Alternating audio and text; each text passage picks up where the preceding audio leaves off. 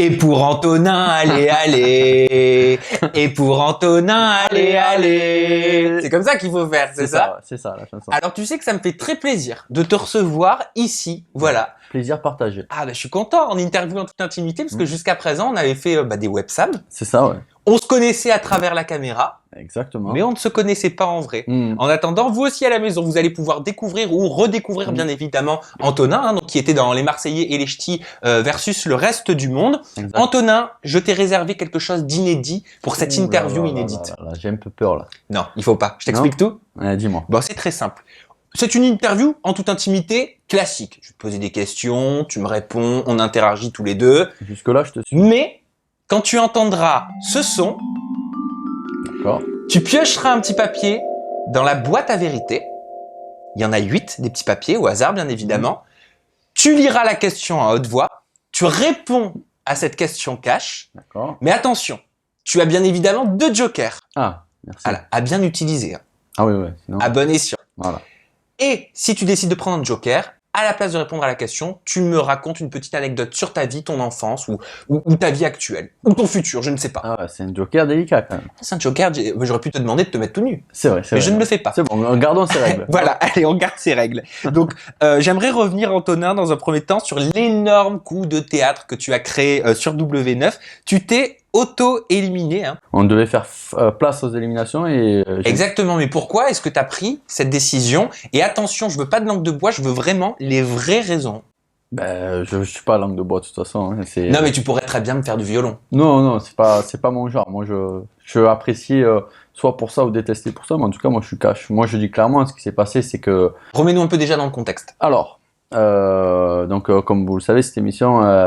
elle fait place à des éliminations en fin de semaine chaque fois. Et là, j'étais plutôt confiant parce que j'avais la parole de plusieurs personnes. Donc, j'étais en supériorité numérique pour rester la semaine suivante sur le tournage. Mais il y a eu un hic parce que mon ami Vincent Shogun. Voilà, Vincent Shogun, qui est une très très bonne personne, mais il a ce défaut d'être influençable et de manquer de caractère à mon goût. Donc ce garçon m'a regardé dans les yeux, il m'a donné sa parole comme quoi il ne m'éliminera pas. Donc moi j'étais plutôt confiant, parce que quand une personne me regarde dans les yeux, me tape dans la main, me dit je t'élimine pas, surtout après ce début de l'aventure qui s'est super bien passé entre lui et moi, où je l'ai aidé avec Mila, j'ai toujours été là, je le considère vraiment comme mon petit frère, et même maintenant, après ça, je ne peux pas lui en vouloir, parce que c'est un garçon... sympa, comme on voit à la télé, c'est le même, hein, il est sympa, il est souriant, il est fêtard, tout ce que j'aime. Après voilà, c'est ce qui manque, il manque de caractère, et quand il m'a dit quelque chose, moi j'étais plutôt serein, et après j'ai vu au fil des minutes que le vent tournait contre moi. Mais tu te doutais pas quand même qu'il allait pas mettre dehors Hilary, qui était son ex, avec qui il a partagé quand même une histoire, ça a duré 2 ans il me semble. Oui, j'en doute pas, mais après moi j'ai pesé le pour et le contre. Lui-même, il me disait qu'avec Hilary, quand même, elle a fait souffrir. Donc, il savait pas trop sur quel pied danser, mais moi, il m'a donné sa parole. Donc, partant de là, j'étais plutôt serein. Et après, même s'il venait à changer de voix, j'étais pas automatiquement éliminé, parce que Kevin n'avait pas pris sa décision, et après, je le voyais pas voter contre moi. Donc, il y aurait certainement eu encore égalité. Et vu que j'avais beaucoup j'ai lié beaucoup d'amitié avec l'équipe d'en face, le reste du monde, donc je pense que je saurais rester. Moi, je t'ai entendu dire dans un épisode à ta famille que tu ne comprenais pas pourquoi ils mettraient ton nom pour que tu quittes l'aventure, alors que Vincent, lui, est ch'ti et pas marseillais. Je suis sur la table, à un moment donné, on fait une voilà, et réunion. que selon toi, il devrait mettre dehors un ch'ti qui ne fait pas partie de votre famille officiellement. Moi, ce que je dis clairement, c'est que Jessica, elle me dit, bon, moi, je vais voter Antonin. Je lui dis, mais pourquoi tu votes contre moi? Voilà, ça, t'as pas compris. Pourquoi tu voterais pas contre Vincent ou contre Kevin? Je dis tous les prénoms. Après, moi, je pars du principe où les Marseillais sont une famille. Donc, je pensais qu'on avait on va dire la priorité sur le reste. Mais après... Sur les liens de la ville. Du coup, après, moi, j'aurais même pas pu voter contre Vincent. Parce que Vincent, il m'a donné sa parole, je lui ai donné la mienne. Et moi, quand je donne ma parole, j'aurais pas pu voter contre lui. Et même si c'était délicat entre les Marseillais et les Ch'tis, j'aurais pas pu voter contre Vincent parce que je lui ai donné ma parole. Melty a révélé récemment qu'une source proche leur avait confié que l'ambiance entre toi et les autres Marseillais n'était pas au beau fixe. Donc j'aimerais savoir si, entre autres, tu as décidé de quitter l'aventure à cause d'une mauvaise ambiance éventuelle. Il faudra que Melty révise un petit peu ses sources parce que je pense que cette information elle aurait été valable il y a quelques émissions, mais là tout se passe très très bien avec les Marseillais et bien au contraire. Après ce qui s'est passé lors de cette élimination, les liens sont de nouveau forts et je me languis même la prochaine aventure pour prouver aux téléspectateurs et à des sites comme Melty que tout se passe bien. Est-ce que tu as l'impression, alors ne le prends pas du tout mal, c'est juste une question, parce que c'est quelque chose que j'ai vu passer sur les réseaux sociaux. Est-ce que tu as l'impression dans les Marseillais, Antonin, aujourd'hui d'être quelque part un petit peu en perte de vitesse, en perte de course, dans le sens où, d'un œil extérieur, j'ai l'impression que tu étais plus mis en avant dans les premières saisons. C'est la télé-réalité actuelle qui veut ça. On se focalise désormais sur des personnes qui se mettent en couple, qui draguent un petit peu les filles ou les filles qui draguent les garçons. C'est ce qui intéresse, semble-t-il, le téléspectateur. Et donc moi déjà j'ai moins ma carte à jouer parce que je suis avec Manu. C'est pénalisant ça d'être en couple à l'extérieur et de pas avoir sa chérie dans l'aventure. Je sais pas que c'est pénalisant parce que si ça l'était, j'aurais pu faire une croix sur Manu et rentrer dans leur jeu, mais c'est... Ah, excuse-moi, pardon. Je viens d'entendre... Je croyais que ça sonnait en fait. Non, pas du tout. Je te laisse piocher un petit papier au hasard. Moi, je me souviens exactement où j'en suis dans mon interview. Aïe. Alors là, tu es en train d'ouvrir la boîte à vérité. Je te laisse prendre une question cash. Vas-y, Antonin, et tu refermes. Après, tu la mettras sur le côté. Et on n'est pas dans Motus, hein. La boule noire. Non. Alors, allez. Quel programme télé concurrent a tout fait pour te récupérer? Ben oui, il y a forcément une émission de télé-réalité autre que les Marseillais qui a certainement voulu t'avoir, qui t'a peut-être convoqué un casting, j'en sais rien. Tout fait pour me récupérer, déjà c'est un grand mot, mais après c'est sûr qu'en 4 ans, j'ai été approché par d'autres émissions, notamment la concurrence, on va dire. Laquelle, les Anges? Oui, les Anges au tout début. Début, en sortant de Miami, il y a eu quelques coups de téléphone, et après, sinon, une autre émission, mais que je ne me rappelle même plus le nom, parce que moi je ne regarde pas trop, à vrai dire, la télé-réalité. Sur Énergie 12? Non. NT1? Ouais, sur NT1. La Villa des Cœurs Brisés. Exactement. Mais t'es en couple? Voilà. Bon, d'accord. Après, c'est juste des approches sur les réseaux sociaux, savoir... Et comment tu fais dans ces cas-là? Tu réponds aux messages ou alors tu réponds? Après, sur ce cas-là, j'avais pas répondu parce que ça me semblait logique. T'as pas vu l'intérêt? Voilà, exactement, bien que je respecte beaucoup leur émission. Et après, concernant l'autre émission, c'était il y a très longtemps, donc moi je suis assez fidèle et loyal, donc les Marseillais me tendent la main, donc pour l'instant... Tu la prends. Voilà, exactement. Bon, merci en tout cas pour ton honnêteté. Ah oui. On reprend l'interview. Donc, est-ce que t'as pas peur au final d'avoir fait le tour quelque part des Marseillais? Je pense qu'on a tous un petit peu fait le tour du cadran. Voilà, clairement. Mais après, on a tous notre carte à jouer. Malgré tout, les compteurs sont remis à zéro désormais parce que on a tous eu entre guillemets notre saison. Quand je vois Julien qui a eu sa saison précédemment, Paga qui a eu également sa saison, pour ma part aussi. Là maintenant, on arrive dans une nouvelle phase où on va voir un petit peu comment ça va se passer désormais. Il y a un Julien qui est désormais en couple, on le voit un peu moins à l'antenne sur W9 en ce moment. Même Jessica lui dit: tu es éteint, tu ne fais rien. C'est le défaut entre guillemets. Après, une fois qu'on est en couple, je pense que on intéresse un petit peu moins l'émission, en tout cas. Mais après, c'est pas pour autant que quand on voit les émissions à Miami ou à Cancun où on fait les foufous avec Paga, on le fait toujours. Hein. Seulement après, c'est le rôle des monteurs de choisir tel ou tel produit à présenter aux téléspectateurs. Et en tout cas, je pense que les couples sont plus intéressants aux yeux des téléspectateurs. Et je lance pas la pierre, hein, je peux le concevoir. Moi. Oui, c'est ton analyse. Voilà, exactement. Voilà, exactement. Il y en a une qui se sent pas très bien dans l'aventure en ce moment, c'est Kim. D'accord. Voilà, t'as dû le voir dans les épisodes, oui. Toi t'étais parti. Kim, elle a eu une crise de larmes, elle reproche aux autres Marseillais de ne plus l'accepter au sein de sa propre famille, elle ne sait pas comment faire pour pouvoir quelque part réintégrer leur cœur. Toi, c'est une situation que tu as vécue, parce que ça s'est très mal passé.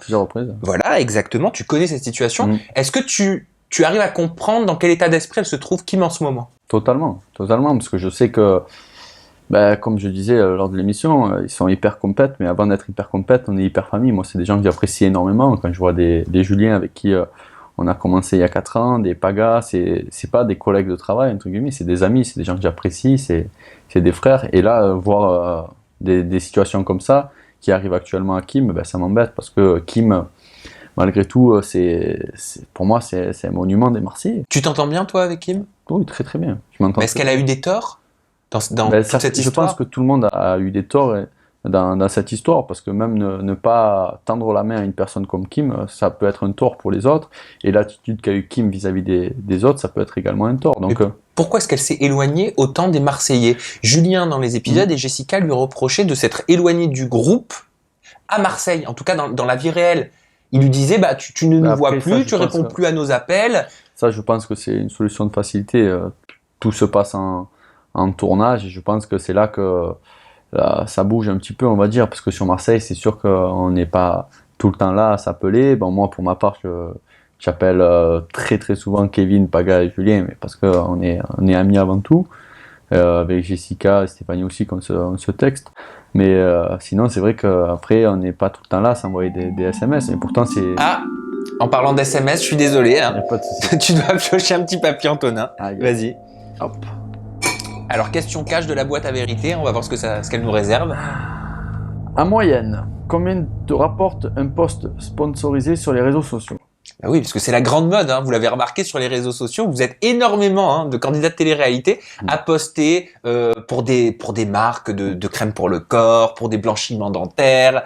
Et je voulais savoir, parce que ça intéresse, combien en moyenne, attention, je demande pas combien coûte un post, si tu devais faire une moyenne, qu'est-ce que ça rapporte grosso modo? Bien sûr, là encore, je vais pas avoir de tabou, je vous le dis clairement. Les choses sont assez simples. Ils se focalisent généralement sur Instagram, sur les 3 premiers chiffres de nos fans, entre guillemets. Étant donné, admettons que j'ai 500 000 fans sur Instagram, ils vont garder les 3 premiers chiffres et ils vont nous verser 500 € par post. D'accord. C'est bien rémunéré. C'est très bien rémunéré, oui. Après, et des posts, vous en faites combien par mois? Après, ça dépend. Ça dépend l'actualité de la personne, ça dépend la tendance actuelle, quoi. C'est sûr qu'une personne comme Jessica et Nicolas, qui sont en pleine tendance, on va dire, auront plus facilement accès à des postes qu'une personne qui est en retrait, comme des personnes qui ont fait les Marseillais la saison précédente, quoi. Ah oui, donc si tu fais 5 posts par mois, ça te fait 2500 € rien que pour 5 photos. Si tu as 500 000 fans. Si tu as 500 000 fans, d'accord, ok, j'ai mieux compris. Voilà. Après, ils se basent généralement sur les 3 premiers chiffres, ou les 4 pour les personnes qui ont 1 million de fans. Eh ben, écoute, merci pour cette franchise. On poursuit l'interview. L'intégration du reste du monde, bonne ou mauvaise idée selon toi?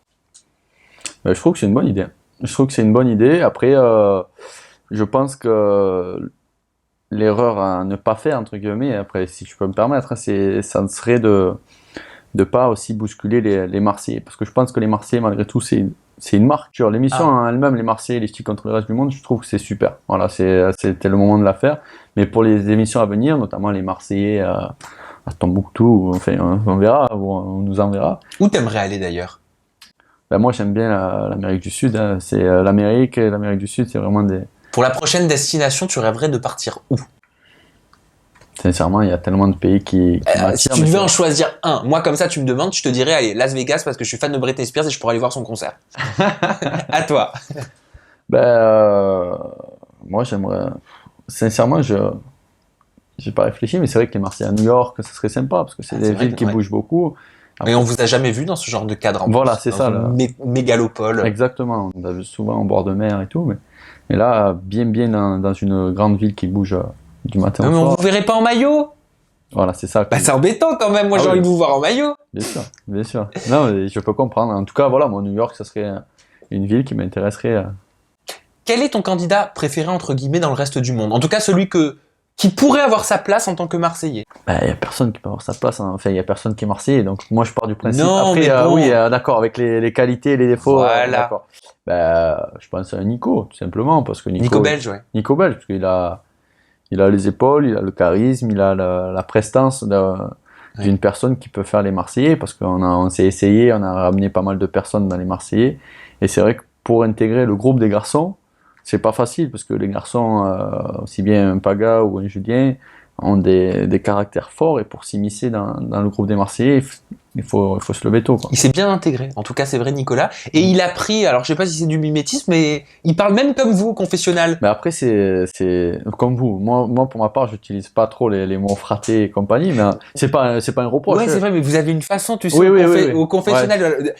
Alors, on est allé éplucher des crevettes, et là, mamma mia, je me suis dit, oh là là, mais on comment parle je avec vais les faire mains, ça quoi. On parle avec les mains, Ouais. bien sûr. Ouais. Vous avez vraiment une façon de faire, je trouve.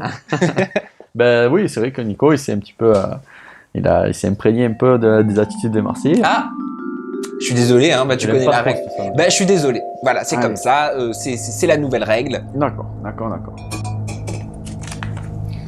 Ta chérie Manu est l'ex de Thomas Vergara. Ah, ça on aime. Fier ou honteux? Bah, écoutez, je n'ai pas à être fier ou honteux de cette situation, hein. C'est juste à s'en passer comme ça. Thomas, je ne le connais pas vraiment. Après ça, c'est certainement un bon garçon, hein. Je suis pas là pour le juger, mais en tout cas, c'est le passé de Manu. Tu l'as déjà rencontré, Thomas? Oui, on s'est déjà croisés, on s'est déjà parlé, mais ça reste bref, quoi. Et alors, enfin, C'est pas des ça avait duré rapports, combien de temps leur relation? Sincèrement, je sais pas. sais pas, parce ça que, t'intéresse il me pas. semble 2 ans, hein. Ça devait durer quand même. Ouais, non, c'est. Ben après. C'était pas une petite amourette. Ah non, pas du tout. Ouais, ce garçon était rentré dans une télé-réalité. Secret Story saison 6. Ah, désolé, encore une fois, je suis dépassé par les. De mémoire, si je me suis trompé, Ouais, je vais me c'est faire ça. lyncher. Et du coup, ils étaient toujours ensemble. Et apparemment, Thomas serait sorti avec Nadège. Et ça avait un petit peu frité entre les deux. Enfin, si je ne m'abuse, c'est ça. Et ça, elle a plus de rapport, Manu, ou alors elle a conservé des rapports cordiaux avec Thomas? Non, même pas. Non, elle n'a plus de rapport. Après, ce garçon, il a choisi son chemin. Il est avec maintenant Nabila. Et Manu est avec moi, donc ça se passe très bien. Et je lui souhaite à ce couple tout le bonheur du monde. exact. Et que quelqu'un vous tende la main. Bon, je vais arrêter de chanter, parce que je ne sais pas chanter. On poursuit notre interview classique, Antonin. J'ai reçu beaucoup cette question sur les réseaux sociaux concernant les Marseillais. On m'a demandé comment se déroulait en gros un tournage. Parce qu'il y a tout ce qu'on voit à la télé, mais il y a aussi tout ce qu'on ne voit pas. Bien Donc sûr. en gros, qu'est-ce qui rythme votre vie pendant que vous tournez, pendant 1 mois et demi ou 2 mois? Après, les Marseillais la question qui revient souvent, c'est est-ce que c'est truqué, est-ce que c'est... Ah, mais ça, c'est pas ma question. Non, mais moi, je la reçois dans la rue, on me demande souvent. Donc, si c'était truqué, je serais un acteur. Enfin, on serait des acteurs, on aurait des contrats d'acteurs, c'est pas le cas. Donc voilà, là, ils nous filment, comme ta caméra est posée. Là, à l'inverse, c'est des personnes qui portent les caméras, qui nous suivent un petit peu de partout. Et après, on vit notre vie, on se lève à 9h, 10h du matin, pour se coucher à 2h du matin, et après, ils filment la vie quotidienne et ils sélectionnent ensuite ce qu'ils veulent monter pour passer à la télé. Est-ce qu'il faut avoir des qualités particulières pour participer à ce type de programme? Après, quoi moi, je considère que la télé-réalité, elle a pris un certain virage que quand j'ai commencé il y a 4 ans, c'était pas la même télé-réalité qu'aujourd'hui. C'est-à-dire? Ben, j'ai l'impression que aujourd'hui, les personnes qui veulent faire de la télé-réalité, ils ont un but, c'est d'avoir plus de fans sur les réseaux sociaux. Et un maximum de thunes. Ouais, mais c'est même secondaire, ça, d'avoir un maximum de fans sur les réseaux sociaux et de faire des photos dans la rue. Voilà, ça c'est leur ambition première. Donc je suis pas comme ça, moi, je prends ça comme un travail, un plaisir, et essayer de trouver après des business secondaires pour essayer de rebondir, parce que la télé ne dure qu'un temps. Oui, c'est ce que tu m'avais expliqué. Tu as développé ta marque de vêtements, de prêt-à-porter. Exactement, et après on a plusieurs business à côté en essayant de rebondir, parce que je croyais que tu l'avais pas entendu. Non, vas-y. Moi j'aime beaucoup ces petites questions. Ouais, je trouve que ça pimente l'interview. C'est sympa. Es-tu prêt à épouser Manu en 2017? Ah oui, ça fait quoi? Ça fait combien de temps déjà que vous êtes ensemble? 3 ans. 3 ans, ça compte. Ouais, 3 ans. Bah, après les 6-7 premiers mois, j'étais un petit peu un goujat. Hein. Je me souviens. Voilà, donc on a pu on le se voir souvient en tous. Thaïlande, hein, d'ailleurs, où j'ai failli me faire découper. Mais est-ce que épouser Manu, c'est certainement quelque chose qui va se passer prochainement. Mais après, avec le rythme de vie qu'on a actuellement, on est à droite, à gauche, on est le week-end, on est dans le nord de la France, ensuite dans l'ouest. C'est délicat. C'est délicat parce que ça serait il faudrait, je pense, prendre plus notre temps et avoir une vie un peu plus posée pour passer à des choses comme le mariage et éventuellement avoir un bébé. Pourtant, vous vivez déjà ensemble. On vit ensemble, ouais. On vit ensemble. Mais après, c'est vrai qu'on n'en parle pas et on laisse faire les choses naturellement. Ah, vous en parlez pas. Manu, c'est pas le genre de femme à rêver sur sa robe de mariée, à dire, bah, mes demoiselles d'honneur, elles seront habillées comme ça. Ben, elle m'en a pas parlé en tout cas, mais je sais que si c'est enfin, je sais que ça lui plairait qu'on se marie et moi aussi. Et est-ce que vous préférez vous marier dans le cadre d'une télé, dans le cadre des Marseillais, comme ont pu le faire Paga et Adixia, ou est-ce que vous voulez vraiment le faire, pour le coup, en toute intimité? Ben après, ça sera selon l'humeur des semaines qui précèdent un petit peu comment cette envie de se marier. J'aime bien le petit sourire, donc ça nous laisse croire, entendre qu'on va peut-être avoir droit à un mariage sur un futur tournage des Marseillais. Moi, oui, mais après, se marier pour se marier, c'est... Mais non, mais vous, on sait très bien que c'est pas se marier pour se marier. On sait qu'il y a... Voilà, on sait que vous êtes fait l'un pour l'autre. C'est pour ça qu'on prendra toujours le temps de la réflexion. On n'est pas là pour essayer d'avoir justement ce buzz du mariage à la télé. Si on doit le faire en famille avec 7 personnes derrière nous qui sont ultra contents, ça nous fera ultra plaisir également. On n'est pas là pour se mettre en avant ou quoi que ce soit, quoi. Je sais pas si t'adores, mais en tout cas, moi j'adore parce que je trouve que c'est les montagnes russes. On passe de cette interview à des questions hyper croustillantes. J'ai l'impression de d'éplucher un magazine People. On retourne à nos moutons, et puis c'est bientôt la fin quand même. Je voulais savoir si c'était évident en gros, si on oubliait les caméras, parce qu'il y a une différence entre des caméras qui sont posées et d'avoir des vrais caméramans qui te suivent quand t'as une crise de larmes, quand t'es en train de te disputer, quand t'es en train de te faire ta tartine de Nutella. Mais après... je pense que, enfin moi pour ma part, je les oublie les caméras. Je les oublie. C'est des professionnels, ils sont très très forts pour ça. Ils sont capables dans une pièce comme ça de se faire oublier, de se cacher dans un coin, d'envoyer juste l'objectif de la caméra vers nous. Ils sont pas là devant, ils nous parlent pas vraiment. On n'a pas d'échange afin d'être le plus pro possible. Et au final, on les oublie. Ouais, je pense qu'on les oublie et pour la plupart, c'est comme ça.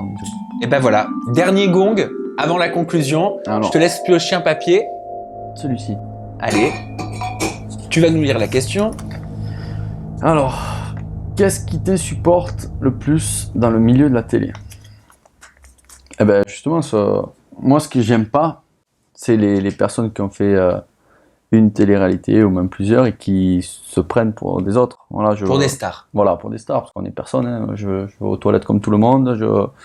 Je vomis avoir appris une cuite comme tout le monde. Enfin, on est comme tout le monde, quoi. Donc, je vois pas l'intérêt de se prendre pour une autre, d'éviter les gens dans la rue, de tout ci, tout ça. Est-ce qu'il y en a beaucoup, ça? Alors, je te pose pas la question par rapport aux Marseillais, parce que c'est vrai que vous êtes très famille, mais par rapport au reste du monde, qui sont des nouveaux personnages, est-ce que tu en as vu qui étaient un petit peu comme ça, à se croire au-dessus des autres? Je lance la pierre sur personne, mais en tout cas, dans les Marseillais, on a cette différence d'être proche des gens. Parce que c'est vrai, et ça se voit. C'est eux qui nous font vivre, quoi. C'est les personnes qui regardent ces émissions, qui sont là derrière nous. Si tu acceptes de faire une télé-réalité et qu'après dans la rue tu acceptes pas de faire les photos et tout ci, tout ça, c'est un peu biaisé, quoi. Ton truc, ça tient pas la route. Et faut faire autre chose, comme on dit. Voilà, faut faire autre chose.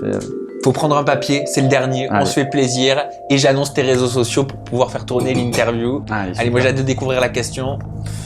Alors, combien te rapporte un booking en boîte de nuit? Ben, c'est centré sur mais ce sont des questions que se posent beaucoup les téléspectateurs, parce que c'est vrai qu'on vous voit beaucoup en booking, on vous voit beaucoup faire des posts. Ouais. Ben là, encore une fois, c'est selon le candidat, l'ancienneté, donc là aussi, il y a une hiérarchie, une popularité. Bah oui, il y a une logique, bien sûr. Une personne qui sort d'une télé-réalité, d'une seule télé-réalité, je pense qu'il aura moins de revenus qu'une personne qui a derrière lui une dizaine de télé-réalités. C'est logique en même temps. Et après, selon les postes, ça peut osciller selon les bookings, ça peut osciller entre 500 et après, j'ai entendu Nabila qui gagnait des sommes astronomiques. Mais j'ai entendu 10 000 euros, moi, pour Nabila. Je pense pas que ce soit 10 000 euros, quand même pas. Mais après, c'est peut-être ce que je lui souhaite. Hein. Donc 500, ce serait le candidat. 500, ça serait le candidat lambda indirectement qui sort d'une première. Candidat des ex. Non, je suis méchant là. Non, mais voilà, candidat du. Non, ils y vont gratos. Non, je plaisante. Et donc ouais, ça partirait à 400, 500 et ça pourrait monter à 1000, 1200, 1500 pour les personnes les plus tendancieuses. Oh, bah dis donc, tu nous en as appris des choses aujourd'hui, Antonin. Bon, si cette interview vous a plu à la maison, vous avez 3 possibilités pour pouvoir contacter donc le pilier des Marseillais. La première possibilité, c'est celle qui a le vent en poupe. C'est Snapchat, et ton Snapchat, Antonin, c'est Tonin 13. Voilà, c'est très simple. T-O-N-I-N 13. 13, exactement. Donc Voilà. 13 pour Marseille, le département. Exactement. Twitter, ça c'est plus pour te poser des questions Mhm. et pas dire des saloperies. C'est Antonin-du-bas Portal. Et enfin, Instagram, j'ai vu que tu avais presque 600 000 abonnés. Hein. Ouais, j'ai passé la barre des 600 Ah 000. oui, donc ça veut dire que Mais tu on gagnes m'a plus de pi- 500 euros par poste. On m'a piraté des comptes aussi. C'est pour ça que je pars de. J'ai un peu de retard. Ah, parce que pour toi, 600 000, c'est tu pars de zéro. Non, non, Ah. je veux dire par là que j'avais un autre compte avant Instagram, que des personnes qui n'ont rien à faire de leur vie Ah bah ont oui, piraté. t'aurais eu plus d'1 million sinon, mais t'inquiète. Non, ça- non, non, je suis pas prétentieux d'avoir Mais ça plus d'un peut million, venir. mais je pense que je serais légèrement plus haut, quoi.